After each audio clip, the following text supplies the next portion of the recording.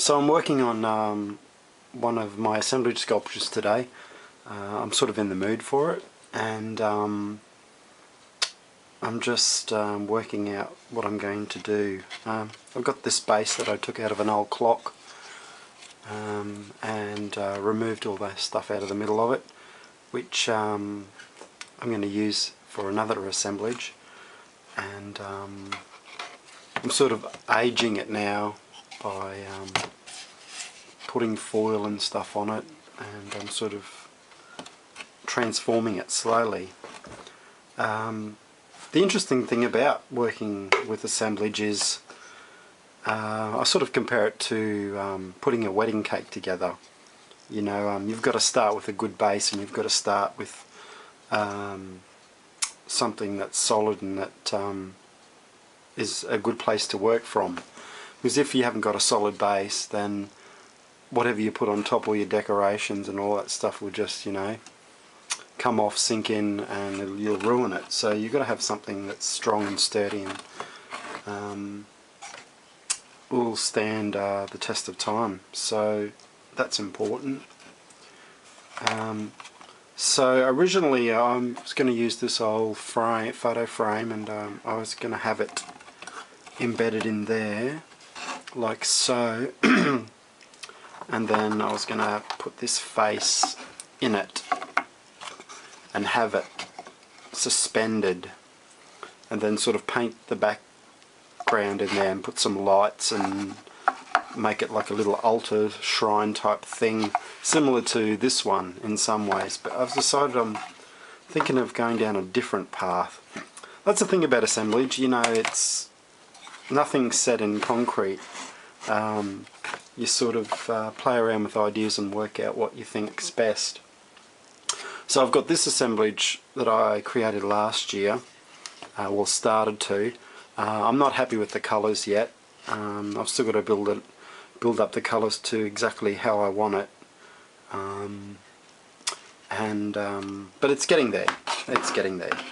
So what I thought I would do is actually put that inside this clock, like so, in the clock body, and then unify it to make it look like one piece. And I think that's one of the hardest things about assemblage is, you know, you've got all these bits and pieces that you sort of have to put together to create something that looks like it's one piece and that it's been there for, you know, forever. And to pull that off is a bit of a trick. So, you know, to get yourself to believe that it's one object.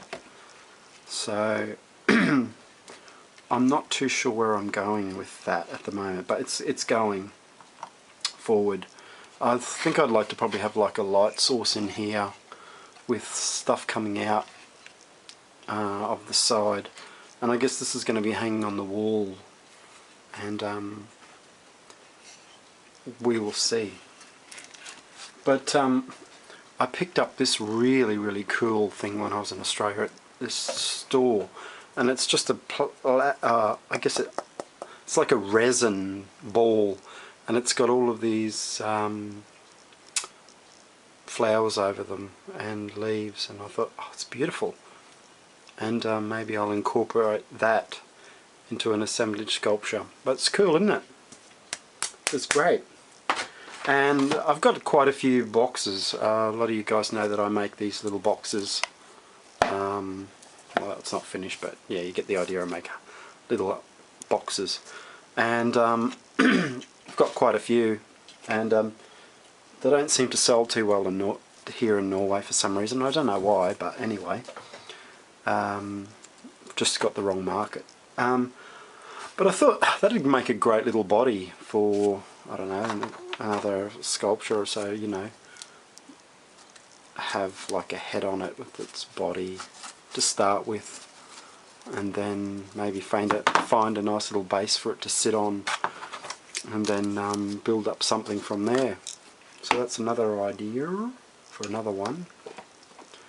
And for this one I still have to glue the wings back on. I have to disguise that, and so it's going to have these wings here. They're attached, and I'm going to colour them the same colour. And I'm just going to get a really fine brush and paint a couple of symbols and stuff on it.